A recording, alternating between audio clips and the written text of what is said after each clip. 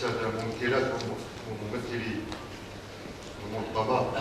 المهنية والمجتمع المدني والجامعات، أفترض أنها حاضرة، السيدات والسادة الخبراء الدوليون، حضرات السيدات والسادة، يسعدني أن تكون من بين أولى الأنشطة التي أباشرها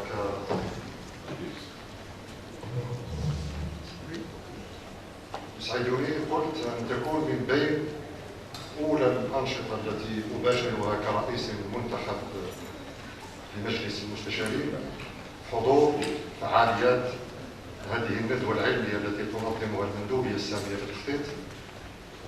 تحت الرعاية السامية لصاحب الجلالة الوزراء، والتي تقام بمناسبة اليوم العالمي للإحصاء المقترح من قبل منظمة الأمم المتحدة. وأريد في هذه المناسبة أن أعبر عن الشكر الجزيل للسيد المندوب كذلك لفعاليات ولأطر المندوبية السامية للتخطيط على هذه الدعوة الكريمة. إنني أقدر وأتصور أن هذه الندوة العلمية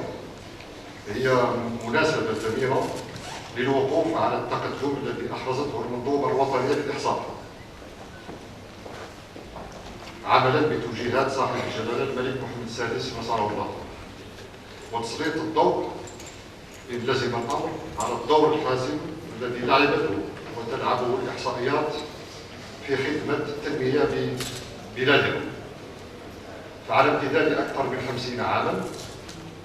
عرفت المنظومة الوطنية للإحصاء في المغرب نموا مضطردا وتطورا جديرا بأن نعتز به، حيث أصبحت إنتاجاتها اليوم مرجعا أساسيا لجل الفاعلين السياسيين والاقتصاديين وغيرهم من المتدخلين الوطنيين أو المنظمات المتخصصة الدولية، بما في ذلك البنك الدولي وصندوق النقد الدولي وصندوق الأمم المتحدة للسكان وبرنامج الأمم المتحدة الإنمائي وغير ذلك من المؤسسات، بفضل مهارات الأطر والكفاءات التي تشتغل في هذه المنظومة، والتي بالمناسبة أريد كرئيس لمجلس المستشارين أن أعبر عن تقديري العالي لها، لأنني حصل لي شرف الاحتكاك بها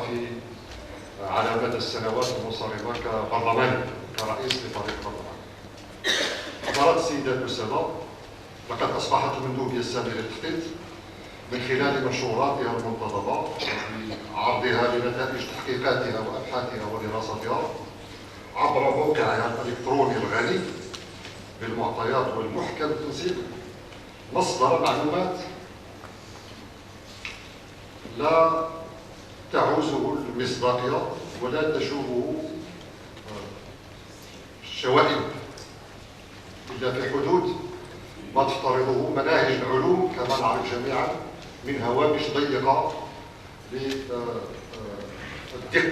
المطلقة.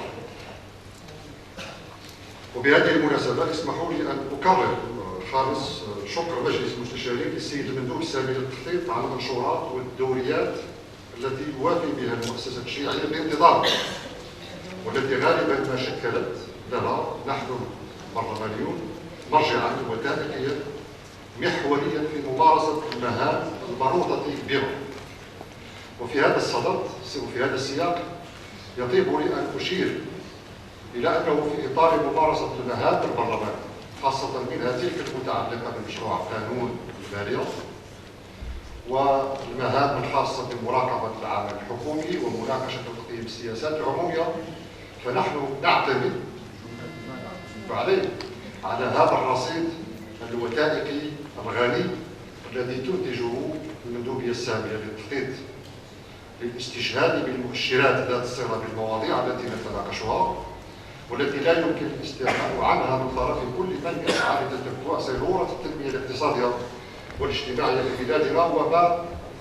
يفتحه اليوم مشروع الجهوية المتقدمة من آفاق رحبة للتطور والتقدم في بلادنا. ولا أخفيكم سرا، والسيد المندوب السامي يعرف ذلك جيدا، أنني حين كنت رئيسا لفريق برلماني كثيرا ما استندت واستعنت واستدللت بالارقام والمعطيات والمؤشرات التي تنتجها المندوبيه الساميه للتخطيط. واود ان اصارحكم القول انني على مدى السنوات المنصرمه تشرفت بالدخول في مناقشات عميقه مع السيد المندوب السامي للتخطيط في اللجان البرلمانيه،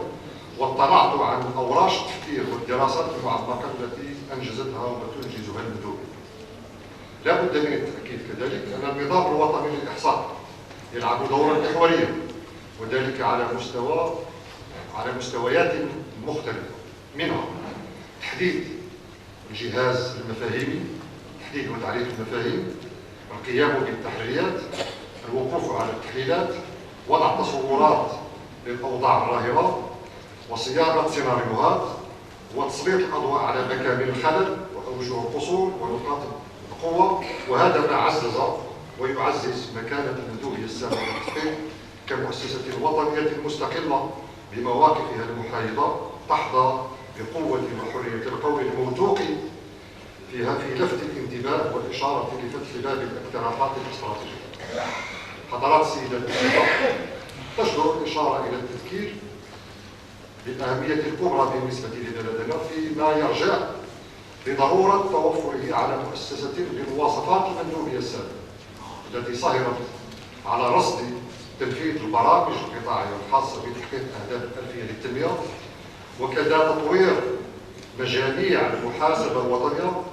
وإجراء البحوث دقيقة الجودة حول تشغيل واستهلاك الأسر والنسيج الإنتاجي في مختلف قطاعاته، وتكاليف المعيشة والتغيرات التي تطرح على البنية الديمغرافية في الوطن. هذا ولا يسعني وأنا بصدد إعداد بعض فقط من ما أمكن لي الاطلاع عليه من منجزات للنظام الوطني للإحصاء، لا يمكن أن أغفل الدور الهام الذي يطلع به المعهد الوطني للإحصاء والاقتصاد التطبيقي،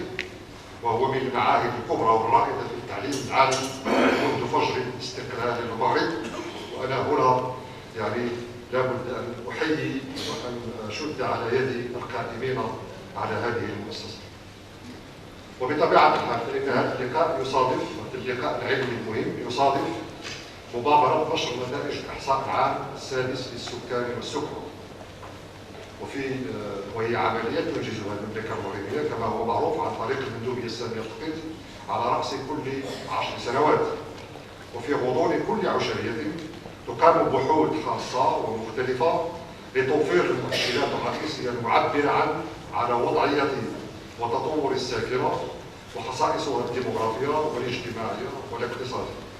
وتعبر هذه النتائج المتعلقة بالإحصاء 2014 على أوجه مختلفة للتنمية الاجتماعية على المستوى الوطني والجهوي والإقليمي والجماعي، حيث تسمح بتزويد الباحثين والمحللين وصناع القرار بالقطاعين العام والخاص، وكذا لتناول المقارنات ما بين الدولين. وهكذا فإن هذه المعطيات التي تم تحليلها خاصة فيما يتعلق بتوزيع السكان حسب وسط الإقامة والفئات العمرية ونوعية النشاط الاقتصادي وفرص الولوج الخدمات وبنيات الدعم الأساسية وغيرها من المواضيع، تشكل مصدرا أساسيا في ترويج مراكز القرار، وهي بذلك تعتبر قاعدة قيمة من المعلومات لمعالجة القضايا الراهنة ولمعالجة كذلك الإشكالات المطروحة على الأجندة الوطنية. ويكون هذا هو الحال على سبيل المثال فيما يرجع لوضع الخرائط المدرسية والصحية وضبط الربط الكهربائي وإيصال الماء الصالح للشرب وفتح قنوات المواصلات ووسائل النقل وتحضير برامج خاصة بوضعية المرأة والطفل والمسنين وغيرهم من ذوي الاحتياجات الخاصة. في الختام أريد أن أضيف نقطتين. أولا أن أجدد التهنئة للسيد المندوب السامي للتخطيط وللأطر الكفء التي تشتغل في المندوبية، وأريد أن أجدد التأكيد على حرص مجلس المستشارين على تمتيق وتوطيد علاقة التعاون مع المندوبية السامية للتخطيط، وأناشد السيد المندوب أن يعرف برصيد مشاريع التفكير والدراسات والأوراش التي يجري إنجازها على مستوى المندوبية السامية للتخطيط، وأعبر عن استعدادي لكي نجعل من مجلس المستشارين فضاء لتوسيع دائرة النقاش العمومي حول كل القضايا التي تشتغل عليها المندوبية السامية للتخطيط. ما أحوجنا إلى أن نوسع من دائرة النقاش العمومي في كل القضايا المرتبطة بحاضر ومستقبل بلدنا. بلدنا تسير بخطى ثابتة نحو ارتياد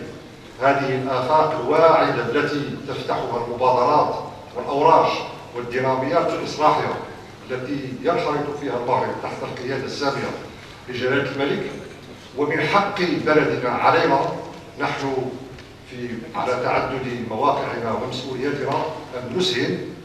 في هذه الأوراش وفي إثراء هذه الديناميات. وأنا أمد يدي كرئيس منتخب لمجلس المستشارين للمندوبية ولكافة المؤسسات الوطنية لضمان انخراط أوسع لمجلس المستشارين في هذه الأوراش. شكرا على إنصاتكم والسلام عليكم ورحمة الله.